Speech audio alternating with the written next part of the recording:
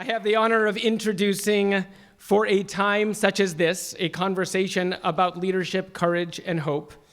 We get to hear from Dr. Judith Rosenbaum and Rabbi Angela Buchdahl their wisdom and their personal reflections on leadership, both at this moment and in other moments in their lives. And it will be moderated by student Rafi Ellenson. Enjoy.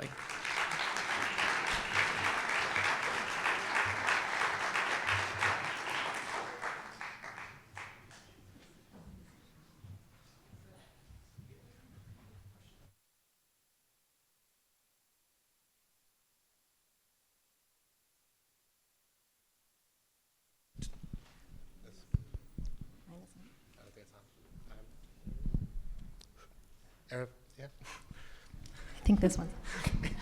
Erev Tov, everyone. Erev Tov. Such an honor to be here with Dr. Judith Rosenbaum and Rabbi Angela Buchdahl. Give it up.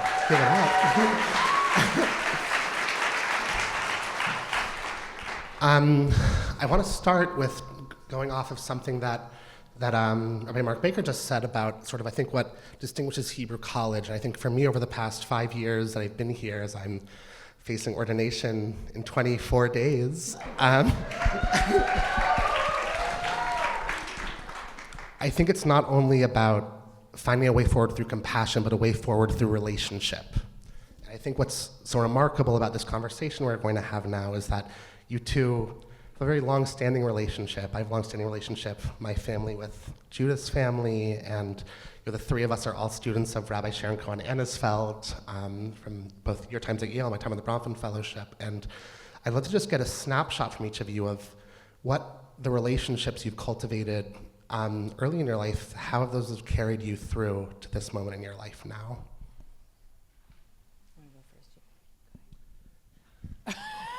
Okay, I can do it. First of all, Mazel Tov to you, and I just want to say the world is better with another Rabbi Ellenson in the world, so we're very thrilled about that.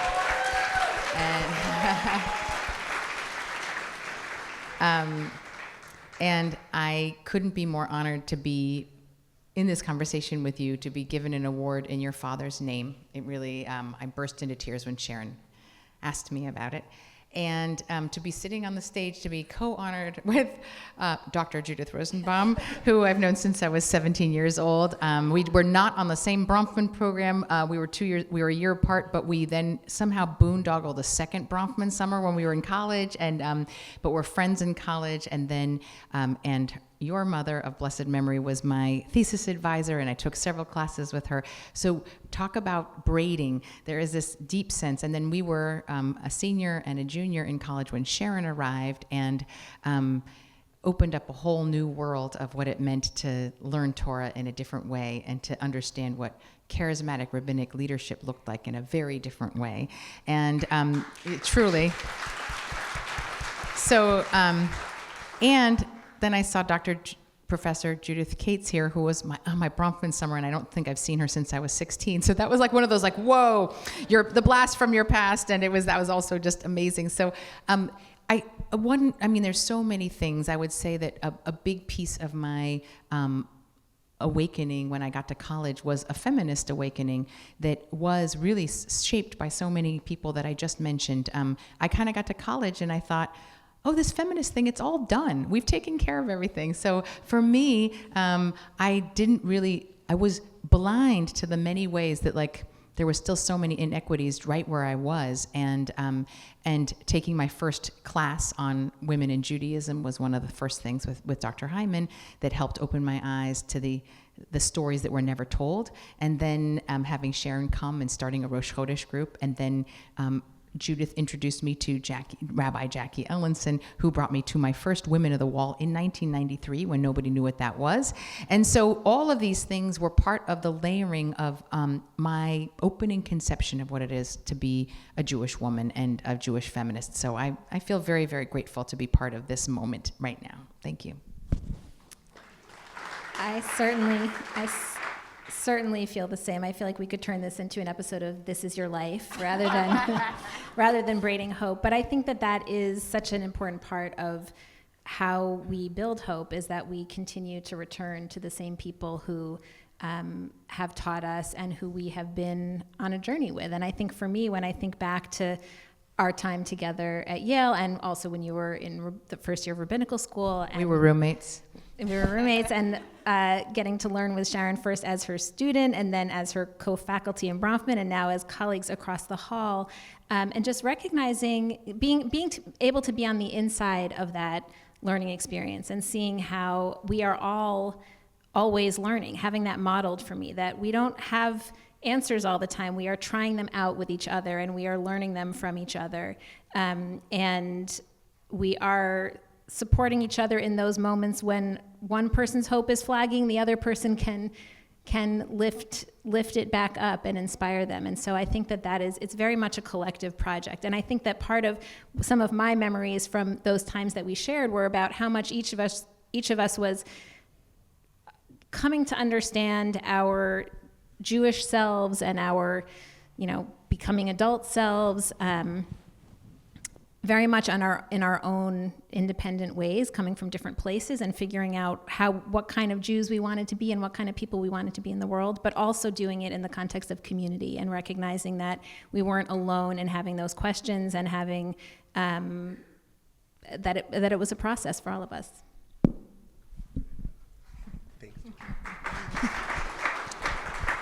I think some strands that I'm going to try to braid together in this moment.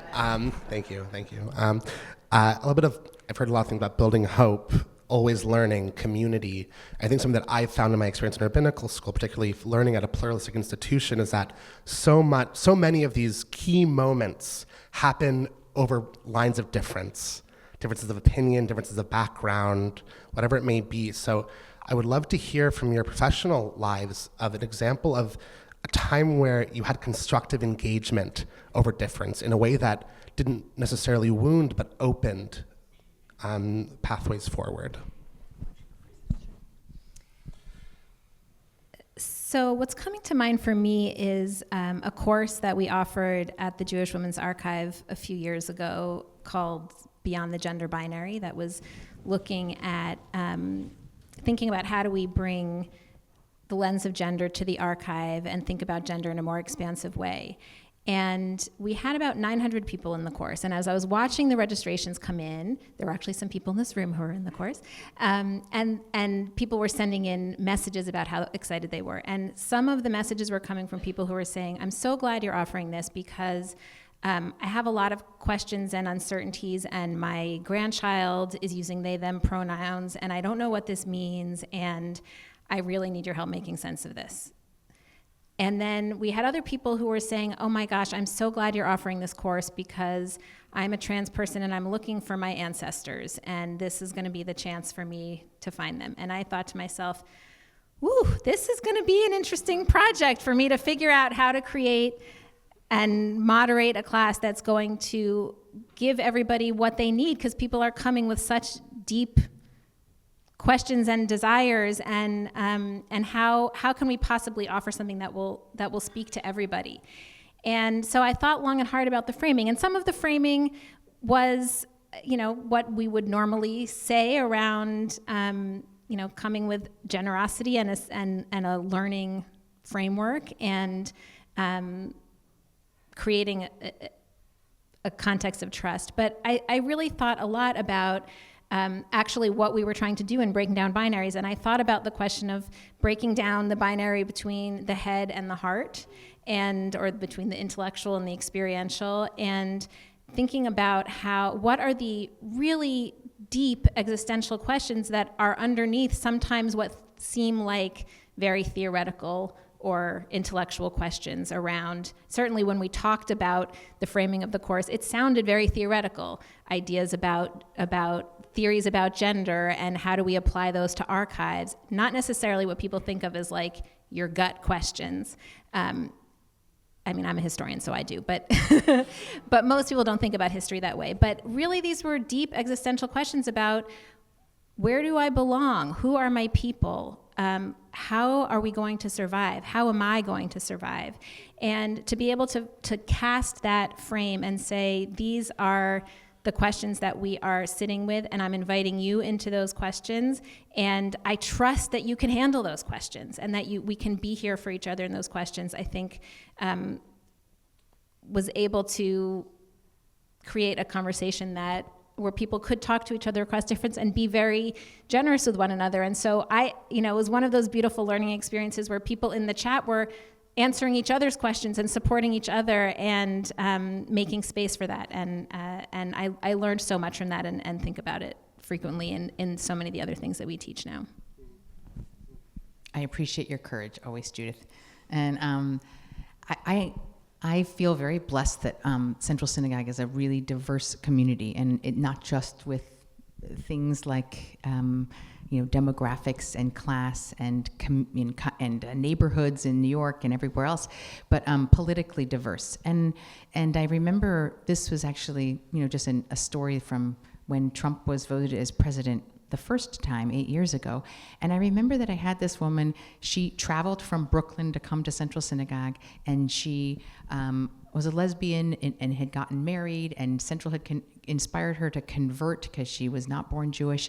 And so she was like a really devoted member of the community. But she came to me and she said, after the inauguration, she said, I am going to have to leave Central Synagogue. And I said, why? Why would you leave? And she said, well, I looked around. First of all, we didn't send buses to the Women's March. And then she said, and I looked around on Friday night and I just felt like these are not my people. And I first challenged her on that, and I said, you don't know what all these people are thinking. It's a very diverse crowd. But second of all, I said, I want you to think for a moment. I know that you could go to the synagogue that's close to your house in Brooklyn, and you could be in a community where pretty much everyone's politics are exactly the same as yours, and they are on the front lines of this. And I think that could be where you want to be.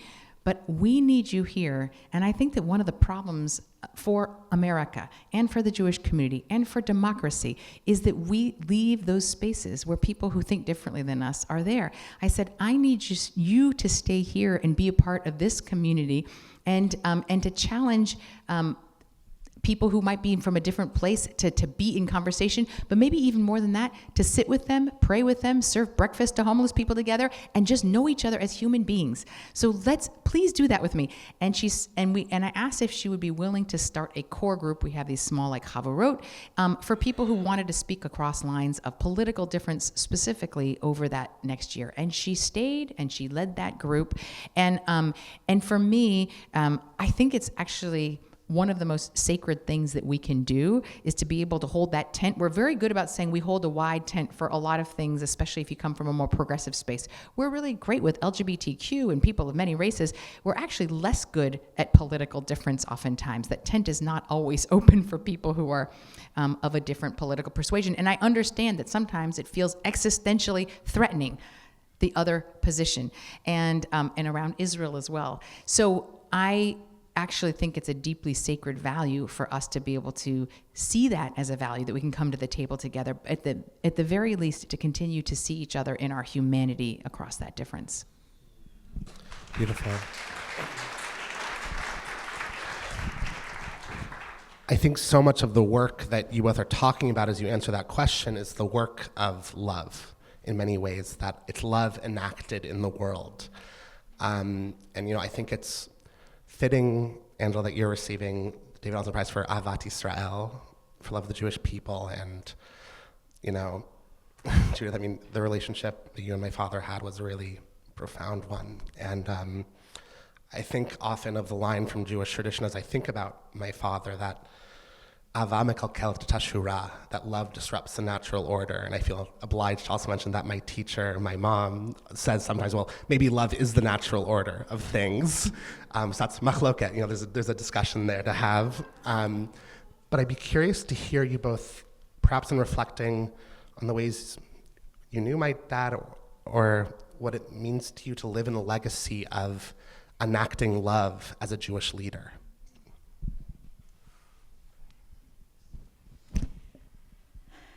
So first of all, I want to say that having your father as a teacher and a friend was one of the greatest gifts, really, and your whole family. But one of the things that one of the wonderful privileges that I had of many late night conversations with David was that I got to see some of the work that goes into creating the kind of Ahavat Yisrael that he modeled. I think because David was someone who overflowed with such a loving spirit, I think people thought it came very easily to him, and that maybe Ahavat Yisrael should come easily, and if it doesn't, well, then maybe it's not for me. And I think what I always saw with David was how hard he worked to cultivate patience and to listen and to show up. And that taught me a lot about the fact that it's work, and it's actually maybe not even about a feeling of love, it's about a stance of love. It's about coming into it to try to see things that way. And it also might not mean liking. It might mean just loving. In my work, I really try to do it by leaning into an expansive view of who the Jewish people are. When we talk about loving the Jewish people, who are we talking about? And really thinking as broadly and diversely as possible in doing that. And I find that for me, sometimes looking at the margins of Yisrael, of the people, is how I feel that I can put myself in there. And I think to myself also often, the questions I ask myself when I'm having trouble around Ahavat Yisrael are, I try to kind of interrogate that. And often it's either that I feel excluded in some way, or it's that I am feeling some resistance at being associated with some group of the Jewish people. And that feels to me like, okay, well then that's work that I have to do to figure out why that is. What is that about? Is it internalized anti-Semitism? Is it something else? And think about that as the kind of project that I need to do. And the last piece I would say is that I also think about what's at stake. Like, what are the forces that are trying to divide us, and who does it benefit when we allow those forces to win? And that sometimes helps bring me back to that stance of love, even if I am not quite there yet in my heart.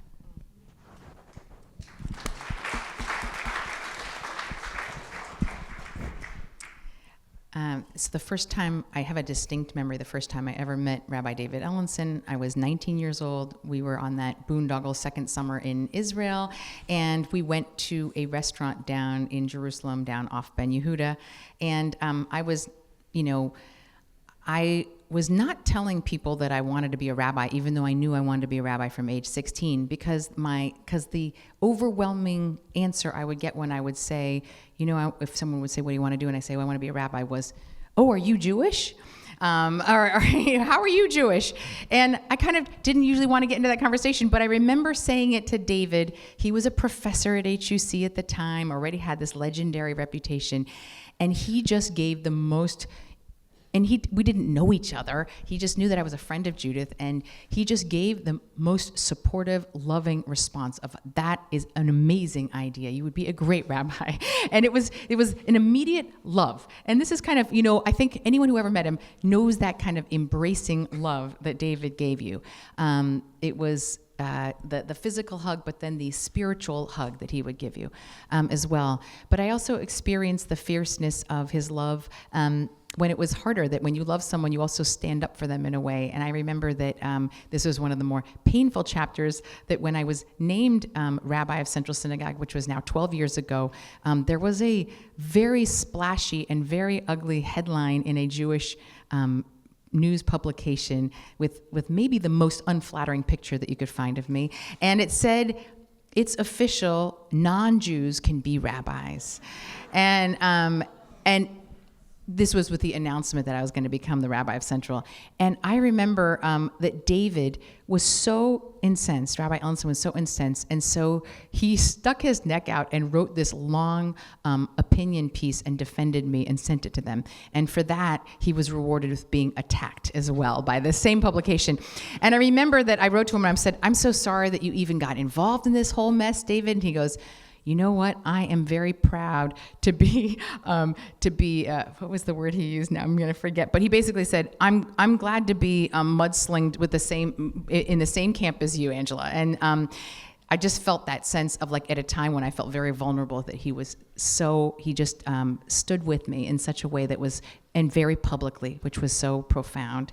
And I will share one last piece, I think, of love, which is I wrote a memoir, which is something that I never thought I would ever do. And I quote your dad in the introduction, because one lesson that I remember of the many, many lessons he taught, but he said, all theology is autobiographical. And so it's a story that's really about spiritual teachings, but I wrote it as a memoir because he actually taught me that my life was the way that I was going to evidence God in the world and understand God in the world. And that, all the ways that we are known and loved and received in the world, those experiences become our view of God and our theology. And the fact that he took not just my life, but this is the way he treated everyone, that each one of our lives was an expression of God in the world. That's really what I took that teaching to mean, that we could walk in the way and express God, that was the profoundness of that. And so I think that I only had the courage to think that my life was worthy of putting in words because he helped me see that. So I don't know that there's a more profound sense of love.